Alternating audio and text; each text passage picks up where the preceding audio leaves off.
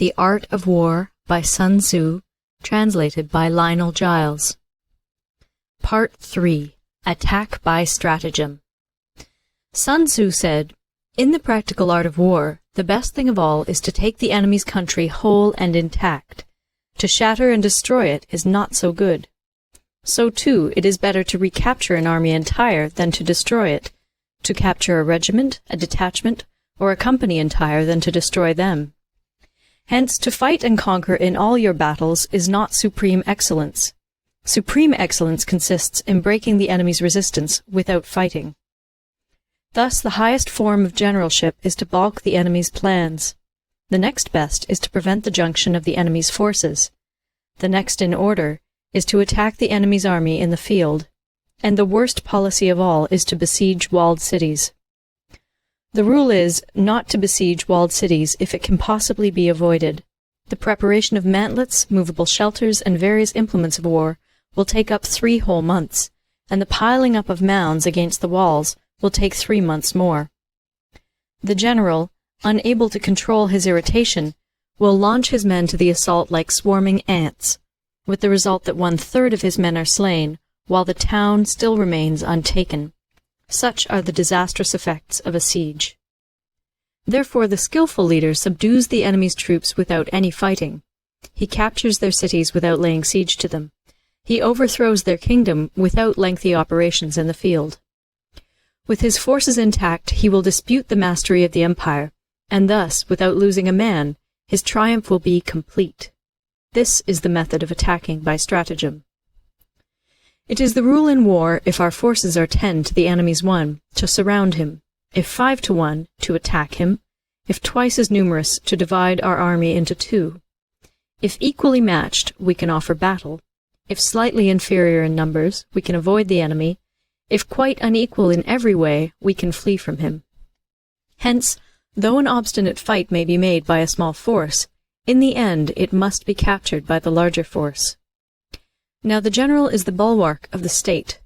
If the bulwark is complete at all points, the state will be strong. If the bulwark is defective, the state will be weak. There are 3 ways in which a ruler can bring misfortune upon his army. 1. By commanding the army to advance or to retreat, being ignorant of the fact that it cannot obey. This is called hobbling the army. 2. By attempting to govern an army in the same way as he administers a kingdom, being ignorant of the conditions which obtain in an army. This causes restlessness in the soldiers' minds. 3. By employing the officers of his army without discrimination through ignorance of the military principle of adaptation to circumstances. This shakes the confidence of the soldiers. But when the army is restless and distrustful, trouble is sure to come from the other feudal princes. This is simply bringing anarchy into the army, and flinging victory away.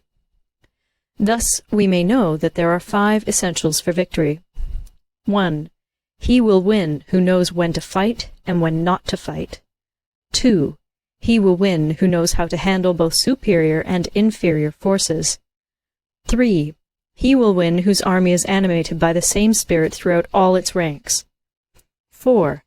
He will win who, prepared himself, waits to take the enemy unprepared. 5. He will win who has military capacity and is not interfered with by the sovereign.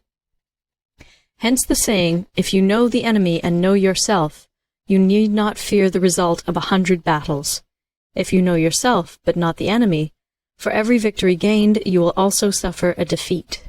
If you know neither the enemy nor yourself, you will succumb in every battle. End of Part 3. Part 4. Tactical Dispositions.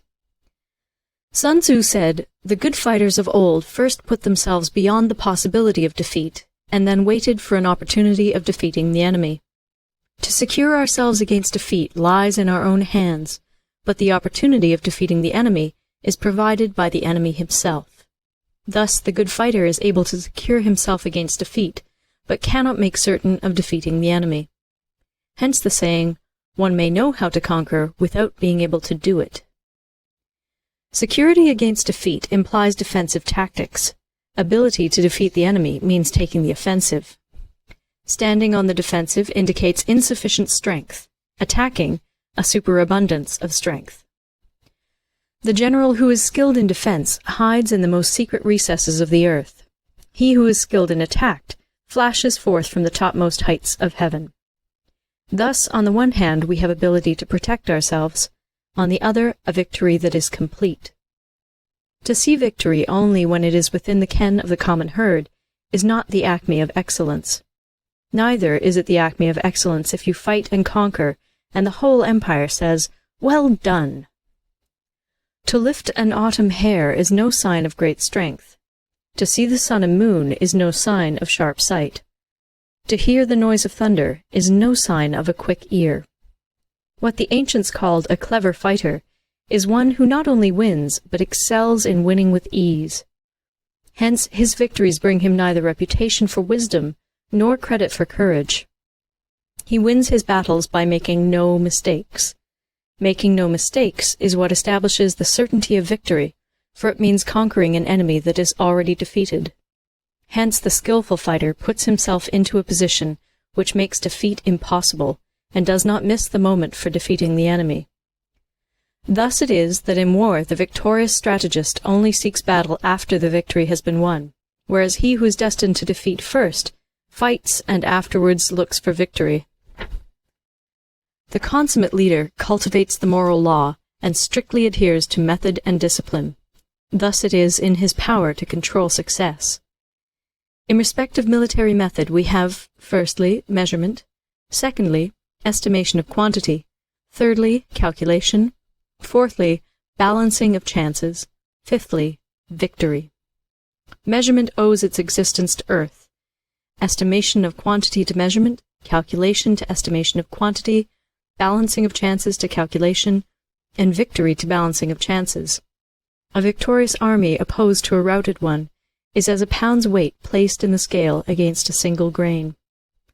The onrush of a conquering force is like the bursting of pent-up waters into a chasm 1,000 fathoms deep. End of Part 4. Recorded in Toronto, Ontario by Moira Fogarty, October 2006.